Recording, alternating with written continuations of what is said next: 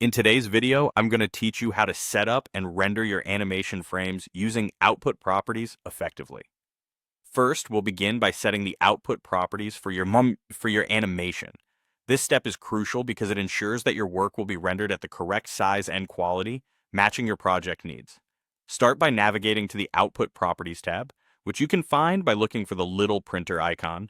Once there, you'll want to look at the Resolution X and Resolution Y fields.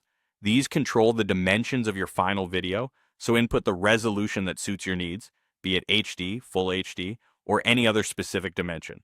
It's also essential to pay attention to the frame rate setting. This determines how many frames are shown in 1 second of your animation and can dramatically affect the smoothness of motion. Choose a frame rate that matches the original design of your animation. Typical choices are 24 or 30 frames per second, but depending on the effect you want, you might opt for something else. Right below that, you'll see the frame start and frame end settings. Make sure these align with the total length of your animation timeline. Otherwise, you could cut off the beginning or end inadvertently. Next, we'll choose where to store the rendered images. Click on the folder icon located next to the output path field. This allows you to select a folder on your computer where all the individual frames will be saved. Taking a moment here can save you from hunting down your files later, which is especially helpful when dealing with a large number of frames. Now, it's time to select the image format you'll use to render each frame of your animation. Under the File Format option, choose a format like PNG. PNG is a great choice because it maintains high image quality and supports transparency, which can be very useful depending on your project's requirements.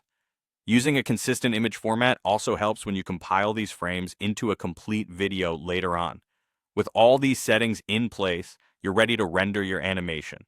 Head up to the Render menu located at the top of the interface and select Render Animation. This will initiate the process of creating your animation frames. What happens here is that the program will generate a series of numbered image files, creating one for each frame in your animation sequence. And there you have it. By following these steps, you're ensuring your final animation will look exactly as you envisioned. This process might seem a bit detailed at first, but getting each part right will contribute to the smooth, high-quality final animation you're aiming for.